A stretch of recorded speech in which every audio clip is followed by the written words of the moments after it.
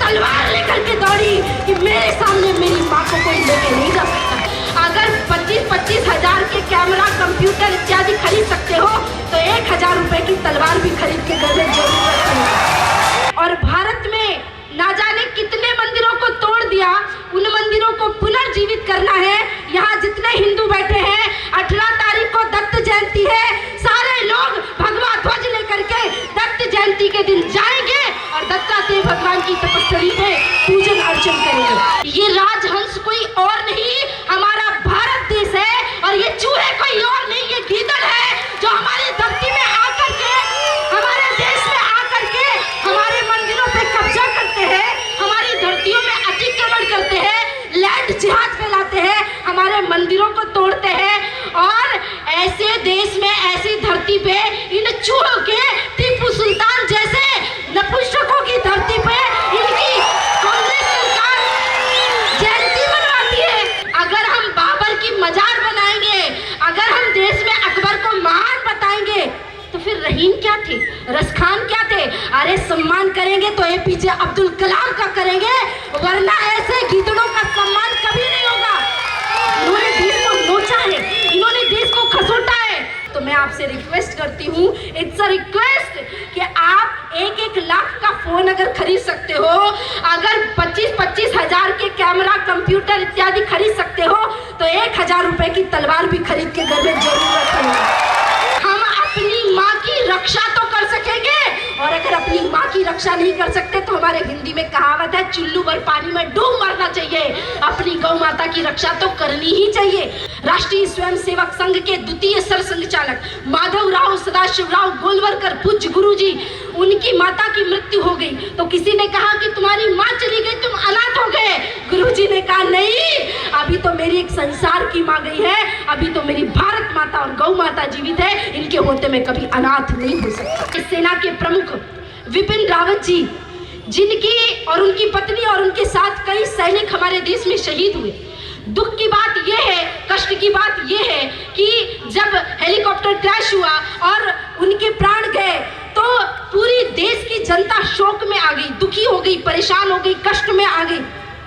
और कुछ विद्रोही, दुष्ट, दुराचारी, प्राकृतिक मानसिकता के लोग हंस रहे हैं, उपहास उड़ा रहे हैं, मजाक उड़ा रहे हैं और खुशियां मना रहे, पटाखे फोड़ रहे।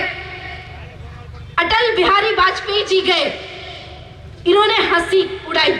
सुषमा स्वराज गई, इन्होंने हंसी उड़ाई। हमको लगा ये बीजेपी के समर्थक नहीं है इसलिए हंस रहे होंगे। रोहित सरदाना जैसा राष्ट्रवादी पत्रकार चला गया, इनको हंसी आई, हमको लगा उसको इसकी विचारधारा पसंद नहीं होगी। लेकिन जब सेना का एक प्रमुख व्यक्ति हमारे बीच से जाता है और ये इस प्रकार की हंसी उड़ाते हैं, इसका मतलब ये राष्ट्रद्रोही है, इनको भारत देश में रहने का अधिकार नहीं है। नारियों का भी उतना ही बराबर का अधिकार है। आप भी राष्ट्र के लिए उठिए, खड़े होइए। कोई कहता है कि माताओं को कहो, भाइयों को कहो कि अपनी बहनों को लव जिहाद से बचाएं। लोग कहते हैं कि अपनी बहनों को समझाओ कि भाई कॉलेज मत जाओ, स्कूल मत जाओ, यहाँ मत जाओ, वहाँ मत जाओ, इससे बात मत करो, उससे बात मत करो। तो मैंने कहा किसी बहन के साथ उसके भाई को भेजने की जरूरत नहीं है। बहन को ही रानी लक्ष्मीबाई की कथा सुना दो और कह दो कि कोई विद्रोही तेरी तरफ आंख उठा के देखे तो उसका गला काट के मां भारती के चरणों में चढ़ा देना। लव जिहाद सीधा सा अर्थ है हिंदुओं की जनसंख्या को कम करना, हिंदुओं की संस्कृति सभ्यता को मिटाना। तब भी सनातन को कोई मिटा नहीं सका, तो अब जब संत अपना आश्रम छोड़ के आपके बीच में आए हैं ना, तो दुनिया की कोई ताकत हमारे हिंदू धर्म को मिटा नहीं सकती। तो हम उस कार्यक्रम के लिए यूरोप में जा रहे हैं। मैं आपको बता दूं, वहाँ की एम्बेसी से लेकर के और बहुत बड़े बड़े लोग हमारे अनुष्ठान के लिए उन्होंने रजिस्ट्रेशन कराया है कि हम अनुष्ठान में बैठेंगे। वहाँ के अंग्रेज लोग, गोरे लोग बैठ करके अनुष्ठान कर रहे हैं। इसका मतलब भारत विश्व गुरु अपने आप बन चुका है, भारत विश्व गुरु की स्थिति में जा चुका है। हम अपने घर बनाते हैं, अपने बच्चों के कमरों को सजाते हैं, हमारे बच्चों के आइडल रहते हैं सुपरमैन, स्पाइडरमैन, ये मैन, वो मैन। अरे भैया ये सब नकली सुपरमैन है, कंप्यूटर से उड़ते हैं, ये कोई असली में नहीं उड़ता।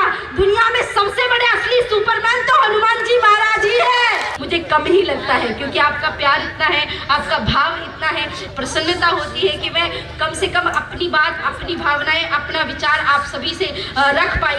जैसे भारत की नदियों से गंगा, जमुना, काशी, गोदावरी जितनी भी नदियां हैं उनका जल कभी खत्म नहीं होता ना, वैसे आपकी रगों से हिंदुत्व खत्म नहीं होना चाहिए, याद रखना है ना।